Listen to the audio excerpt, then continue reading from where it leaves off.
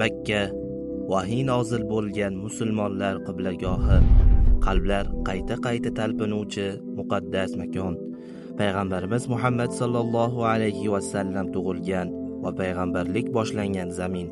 Ushbu muborak shaharda ilmga intilgan, kelajagini islom bilan bog'lagan yoshlar uchun o'z eshiklarini ochgan buyuk dargoh Ummul Quro universiteti haqida gaplashamiz.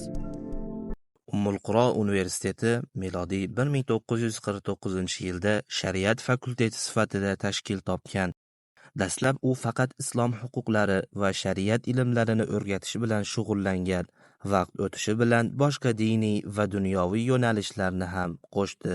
1981-yilga kelib ushbu ilmiy muassasa rasmiy ravishda o'z nomini Ummul Quro universiteti deb e'lon qildi. Ummul Quro universiteti Saudiya davlat universiteti bo'lib, hozirda diniy va dunyoviy bilimlar beruvchi 30 ta fakultetdan tashkil topgan. Ushbu fakultetlarda 74 mingdan ortiq talabalar tahsil olib kelmoqdalar. Ular orasida dunyoning turli burchaklaridan kelgan ilmga chanqoq xorijiy talabalar ham bor. Xorijlik talabalar arab tilini bilishi talab qilinmaydi. Ummul Quro universitetining arab tili ma'hadi chet ellik talabalar uchun tashkil etilgan bo'lib, bu 2 yillik ma'hadni bitirgan talabalar arab tilini mukammal o'rganib oladilar. O'qishni yaxshi baholarga tugatgan talabalar shariat va islomiy ilmlar fakulteti, da'vat va usuliddin fakulteti va arab tili filologiyasi fakulteti kabi diniy fakultetlardan birida 4 yillik bakalavr darajasida o'qishni davom ettirishlari mumkin.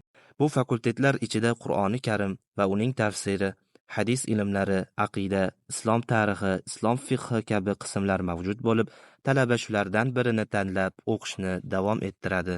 Universitetda ko'plab taniqli islom ulamolari dars beradi. Universitetni bitirgan talabalar islomiy ta'lim, da'vat va boshqa sohalarda faoliyat yuritishmoqda. Ularning orasida olimlar, voizlar, qoriylar, o'qituvchilar, jamoat arboblari yetishib chiqqan. Xossatan Abdurrahman as-Sudays, Ibrohim ash-Shuraym, Mohir al-Muayqali kabi Masjidul Harom katta imomlari Ummul Quro bitiruvchilari hisoblanadi. Ummul Quro universitetida ta'lim olish tashqi talabalar uchun mutlaqo bepul bo'lib, ushbu 100% grant ichiga bepul yotoqxona, oylik $224 stipendiya, har yili bordi-keldi aviat chipta olib beriladi. Shuningdek, talaba uchun zarur barcha sharoitlar ta'minlanadi. Universitetga Saudiya ta'lim vazirligi Study in Saudi sayti orqali hujjat topshirish mumkin. Universitetga hujjat topshirmoqchi bo'lsangiz, birinchi navbatda kerakli hujjatlar ro'yxatini oling. Pastda qoldirilgan Telegram kanalimizdan hujjatlar ro'yxatini olishingiz mumkin. Barcha hujjatlarni to'plab, skaner qilgan holda bizga yuborishingiz kerak bo'ladi. Hujjatlaringizni arab tiliga tarjima qilib topshirib beramiz. Qo'shimcha savollar bo'lsa, izohlarda yozib qoldiring. Agar siz ham hayotingizni islom ilmi bilan bezamoqchi bo'lsangiz, Ummul Quroda tahsil olish imkonini qo'ldan boy bermang.